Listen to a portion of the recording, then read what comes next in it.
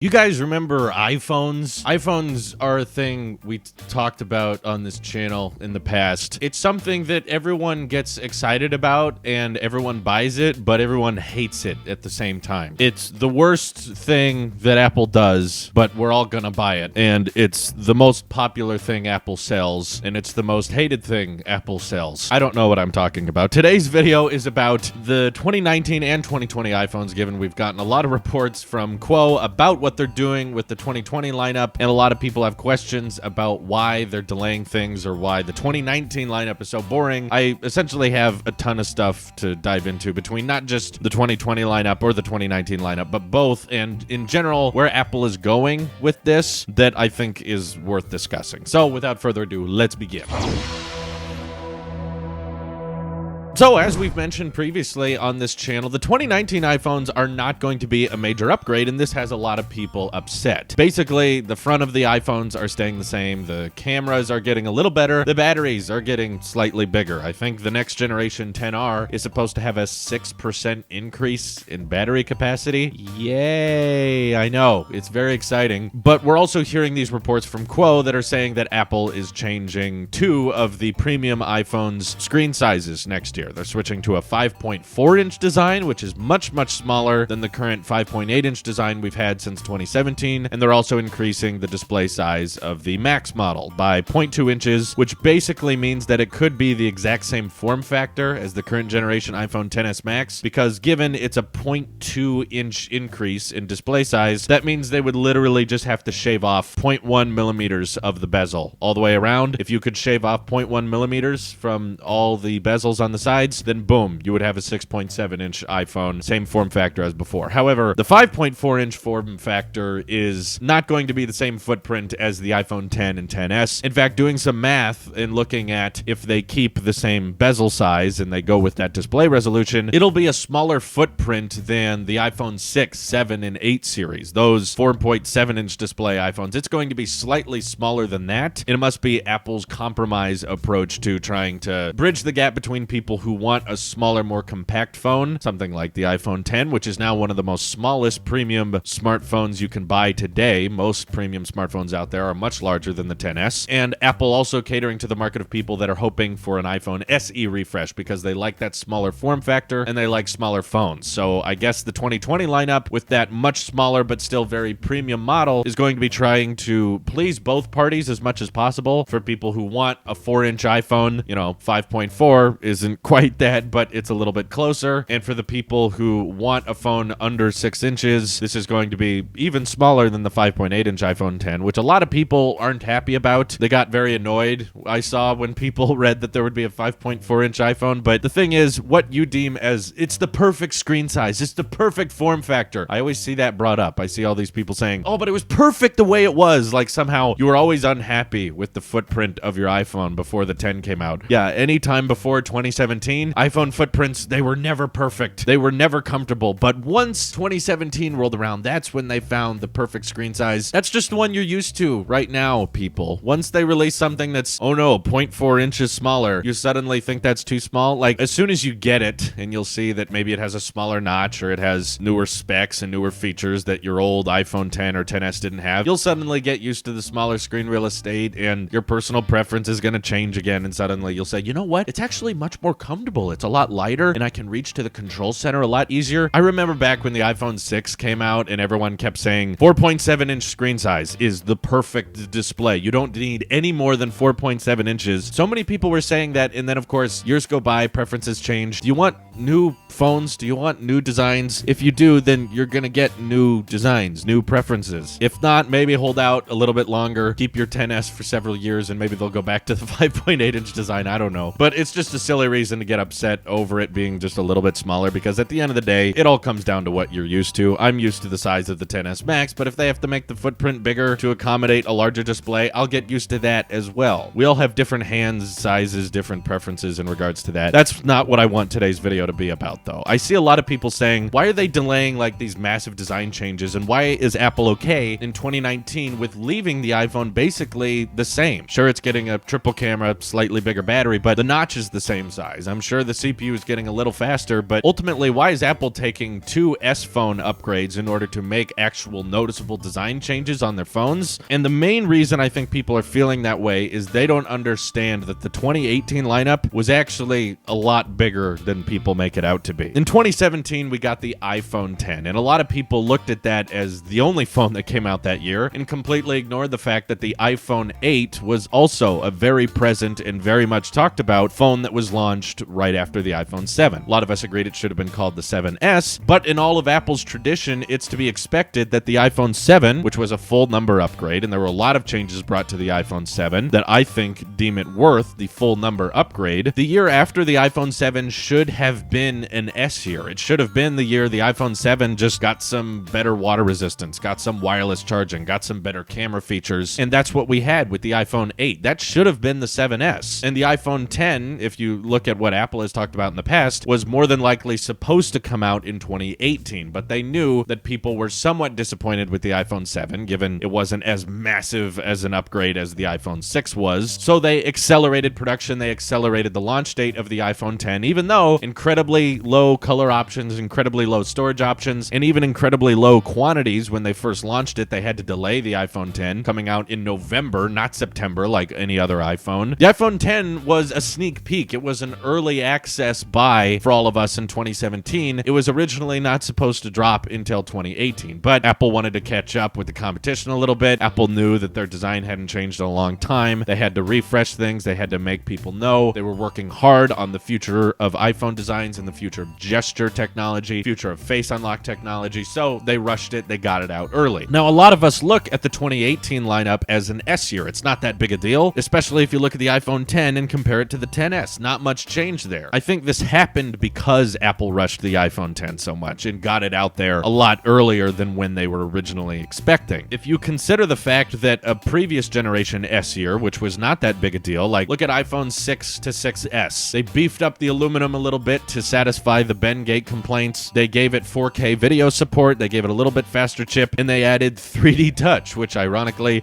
in a couple months is not going to be included on present day iPhones anymore. So if anything, that should speak volumes to how incremental of an upgrade the 6S was. For an S year, 2018 was way bigger than you think it was. They had to not just redesign the iPhone 10 for 2 different form factors, but also figure out how to reconstruct not just the outside, but also the inside of the iPhone to make it slightly more affordable. I know everyone gets all uppity when you say the XR is a more budget model, but budget, of course, is relatively speaking. The iPhone XS and XS Max at $1,000 and $1,100. Yes, the XR is more affordable, but it's not much more affordable. That's still expensive. Okay, calm down. XR was the best-selling iPhone of the 3 of them. There was a reason for that. But if you can go back and find me another year in the iPhone lineup that was an S year that had 2 new form factors alongside a spec bump, camera improvements, more color options added, on top of making a more affordable model alongside a plus-sized model. See, I knew a ton of you were going to try to say, well, the iPhone 5S dropped with the iPhone 5C, which once again, I will say the 5S was still a pretty substantial upgrade. Design-wise, it looked quite similar to the 5, but they added biometrics that year. They added the 5C that year, but all of their screen resolutions were still the same. It was still the same general footprint as the iPhone 5, 5S, 5C, same display size, same display resolutions. They were just changing the external factors. Same cameras. 5S camera was a little bit better, but still one lens on both. Now in 2018, we got the XR, larger display with an LCD, and they somehow were able to make it comparable to the OLED found in the XS models, and then at the same time make a bigger, larger version of the iPhone 10, which was already so difficult for them to produce in 2017. Figuring out how to produce the 10 in multiple sizes and in multiple configurations and launch them in September, yeah, that took a lot of work and probably a lot of investment. So what I'm trying to say is, even though by all definition 2018 was an S year because we got the XS, in actuality, because of the complications and the confusion in the iPhone's release cycles, from releasing the iPhone 10 early to changing the 7S to the iPhone 8 for some reason and trying to exceed people's expectations with new iPhone releases, really 2019 is supposed to be the S year, because this is the year Apple's not worried about new form factors. They're not worried about reconstructing the inside, the internals of this year's iPhones, because all they really have to do is spec boost them like they mostly do on S years. Give them a little bit better CPU, a little bit better battery, and a bit of an improvement in the camera department. No, this year is not going to be a huge design change change for the iPhone, and for a lot of people, that's not going to sell you on it, and Apple knows that. It's like people are going,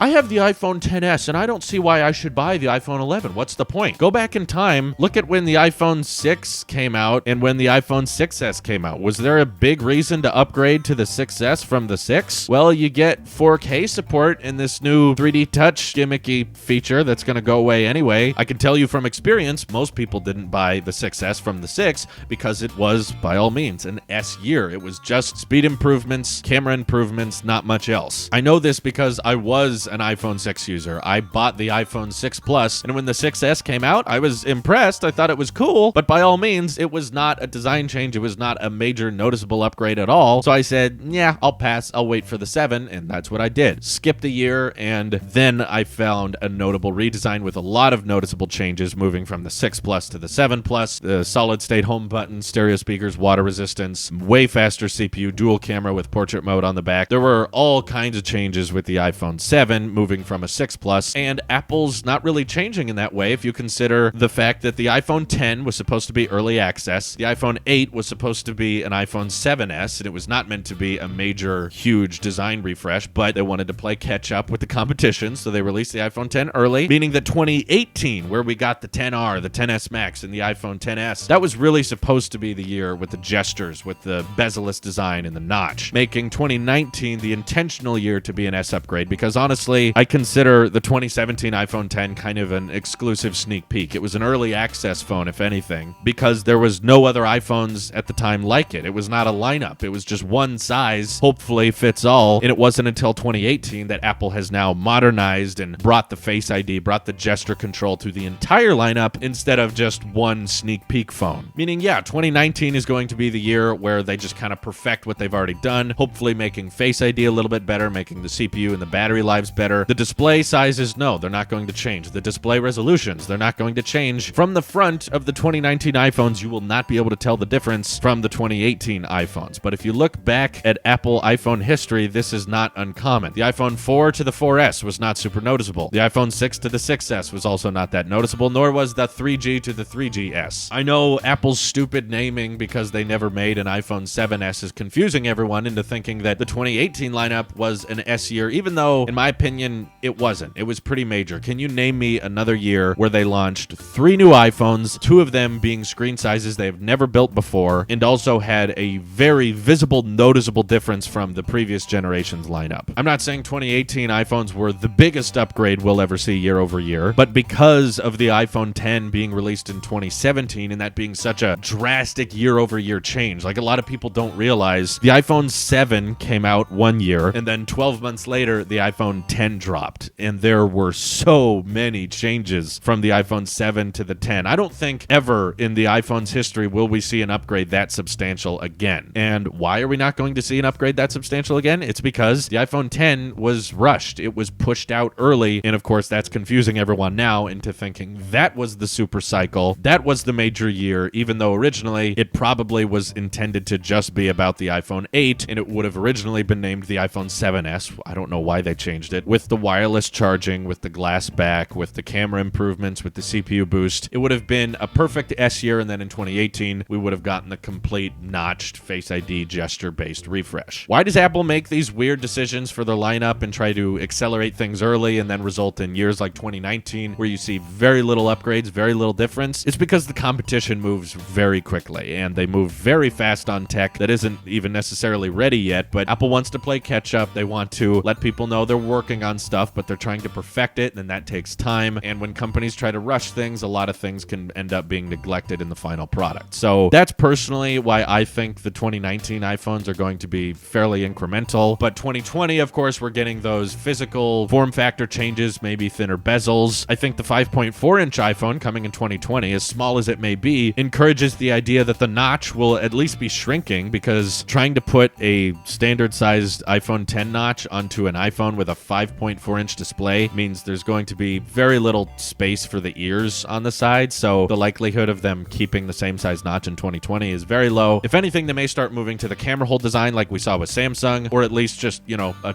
smaller, more less intrusive notch. But it'll be refreshing, I think, come 2020. I don't think 2019 iPhones are a must-buy. It's the opposite of a super cycle. It's the type of iPhone that a ton of people will buy, but it's not going to be people who bought the 2018 models. If you're asking yourself, why is Apple even making the 2019 iPhones? Why don't they just skip this year? It's because there's a ton of people waiting for the next-gen iPhone who are not using the XS, the XS Max, or the XR. There's a ton of people with iPhone 7s or even iPhone 6Ss, or some YouTubers I've seen who bought the iPhone 8 or the iPhone 10 from 2017, and they're waiting for a substantial upgrade, so they don't upgrade their iPhone every year. They wait every 2 years. So once the 2019 model drops, no, for the 2018 buyers like us, it won't be a substantial upgrade, but for the 2016, 2017, or even 2015 iPhone buyers, for them, the triple camera, the boosted battery, the improved Face ID, it'll be a very, very noticeable improvement from whatever iPhone they're switching from, as long as they didn't buy it after the 2018 models launched. There's a market for it. It's going to be small. It's not going to sell as well as the 2018 iPhones did, which is saying something, given the 2018 iPhones didn't sell very well. 2019 models are going to be kind of